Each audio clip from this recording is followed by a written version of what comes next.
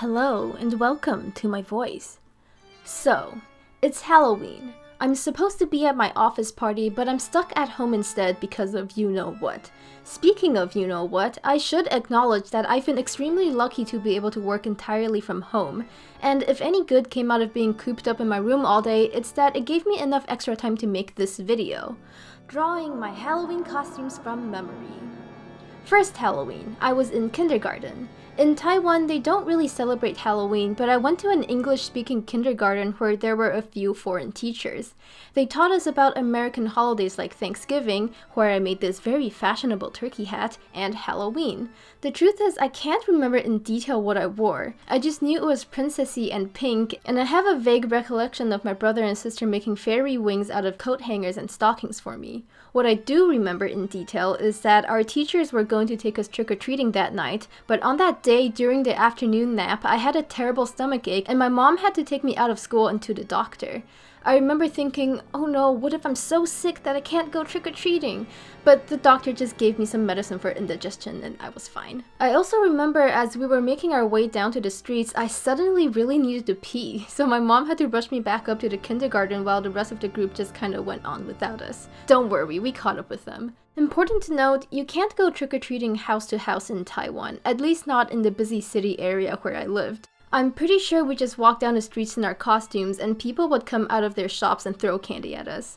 Oh, okay, I don't know if they throw candy at us, but I swear I have a memory of a man stepping outside a 7-Eleven and chucking a handful of candy at us like confetti. So here's how I remember my costume, and this is what it actually looked like.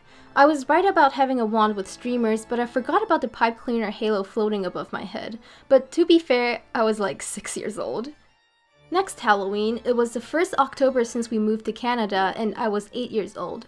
My sister and I were over at her friend's house, and after playing with Barbies for a while, my sister's friend said she was going trick-or-treating, and her parents offered to take us along.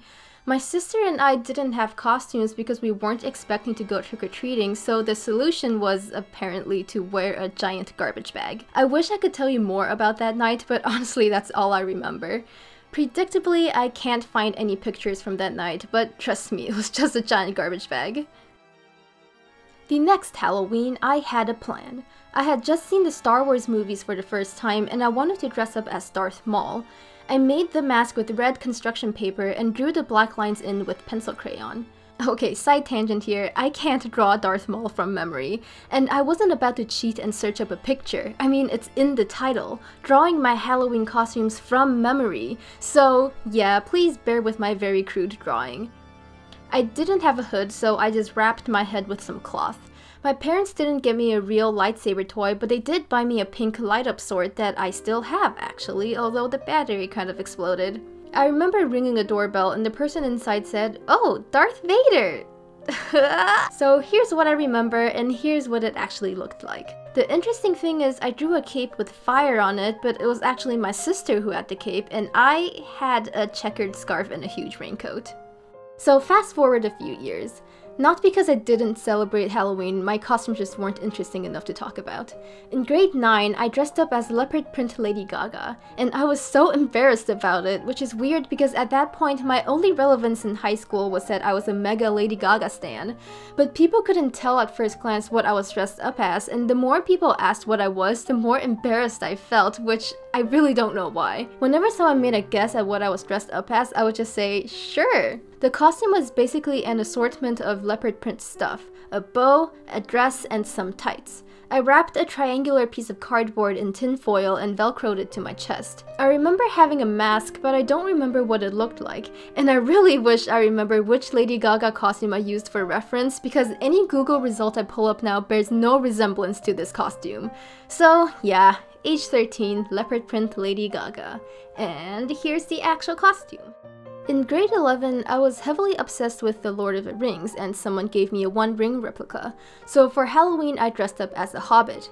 Most of it was easy to cobble together. A dress shirt, a blue vest, a pair of brown ankle pants, and the ring on a chain. I made the elven hood out of some article of clothing I got at the thrift store, and the leaf brooch was made out of a painted piece of cardboard glued to a pin. I think I made my hair curly by braiding it while it was wet and letting it air dry. A very simple costume, but I liked it a lot, and I bet it's spot on to how the costume actually looked. Heck yeah. In grade 12, I dressed up as a clicker from the game The Last of Us. This was when I truly started to put more crafting effort into my costumes. I found a tutorial online and made the fungus mask out of expanding foam. You know, the kind they sell at Home Depot for insulation. Full disclosure, the foam is pretty bad for your skin, so it probably wasn't a good idea to make my mask out of it. But luckily, there was a layer of paper mache under the foam that protected most of my head, and I didn't wear the mask long enough for any irritation to happen. Still though, be mindful of what you make your costume out of. This was a time when I was super into the show Face Off, which was a competition show about special effects makeup. I dragged my mom to a special effects makeup store and bought some scar wax and liquid latex and fake blood. It was mint flavored. And that came in handy for creating the bite wound on my arm. If you're sensitive to gore, please look away in 3, 2, 1. Ooh, I was so proud of that wound. Okay, the picture's gone, you can look now. I also dirtied up a shirt I didn't like using paint and some green hot glue and some leftover pieces of foam. And ta-da! Ready to bite your brains out. I also reused this costume in my first year of university where I won a prize in a costume contest. In the second year of university, I dressed up as a weeping angel from Doctor Who. This one I also followed a tutorial for. I got a plain black mask from Spirit Halloween and used paper mache to make the facial features. The hair was a separate piece made from twisted rolls of newspaper and also covered in paper mache. When I made these two pieces, I didn't test whether they'd fit together or not, which was a bad call on my part, but luckily they did fit together surprisingly well, so I got away with it there. The dress was made of some gray fabric that I probably got from a thrift store. The tutorial I followed recommended using stiff nylon fabric, but I guess I wasn't willing to shell out the money for it. I machine stitched the dress together and hand stitched every wrinkle to make it look stiff and rock-like. I then sewed a small hula hoop into the bottom of the dress to keep it, again, stiff and rock-like. To cover my arms and neck, I used a pair of gray stockings, which I actually finished the day of the school Halloween contest. I wanted to make some wings too. I even bought the foam boards for them, but I was running out of time in the end and I barely had enough time to paint everything, so no wings it was. That year I won an honorable mention prize. Year 3. The worst Halloween costume I've ever made, both in appearance and creation. I wanted to dress up as the Pale Man from Pan's Labyrinth. The problem was, I couldn't figure out how to make it, and I spent so long thinking about it that I began to run out of time.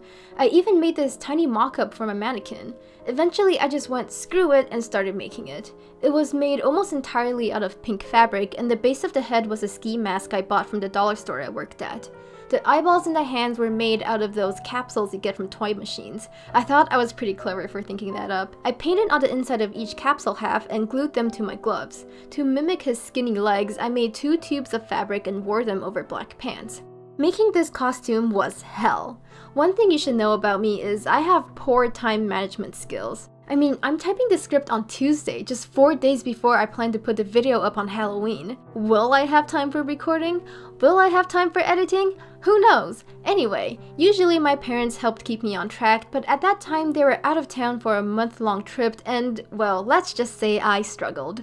On the night before the costume contest, I was working hard on a project presentation due the next day, and at this point, my costume was still unfinished. I thought I could quickly finish up my homework so I could work on my costume, but oh no, I didn't finish my homework until 3 in the morning.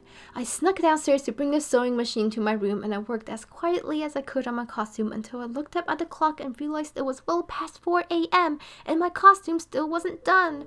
I had to make a decision. I could go to sleep and wake up in 3 hours to go to my morning class, and I could finish my costume in school before the contest that evening. Or I could pull my very first all-nighter and finish this hell of a costume once and for all. I decided to go to sleep. But the trouble doesn't stop there. Once class was over and I continued working on my costume, I came to the horrible realization that I left the legs at home. I lived an hour away from home by transit, and at that time of the day, it could take up to 2 hours to get home because the buses came less often. So I called my brother and asked him to meet me halfway with the legs. But the trouble still doesn't stop there. I got the legs and I waited for the bus that would take me to the school, and the bus was late for a few minutes. For 10 minutes, for 20 minutes, for half an hour. At that point, I could have just walked to school, but I kept thinking, but what if the bus comes while I'm walking? And so I kept waiting and waiting and waiting until finally, an hour later, the bus came. I got to school and had just enough time to finish my costume and eat dinner before the contest started. Needless to say, I didn't win any awards that year. Year 4, possibly the best and most intricate costume I've ever made. This time, I had learned from my struggles with the Pale Man and actually set enough time aside to work on the costume. I dressed up as the Xenomorph from Alien. You can actually see how I made it in my Instagram highlights. But to recap, I made the head out of a collection of stuff I got from the dollar store that I worked at. A pair of knee pads, a giant styrofoam ball, twirly-whirlies, is that what you call them? These things. A child's felt hat, a Halloween skull mask that I chopped in half, and a pool noodle that I already had. I hot glued them all together in the shape of the alien skull and paper mache the entire thing before painting it black with silver highlights.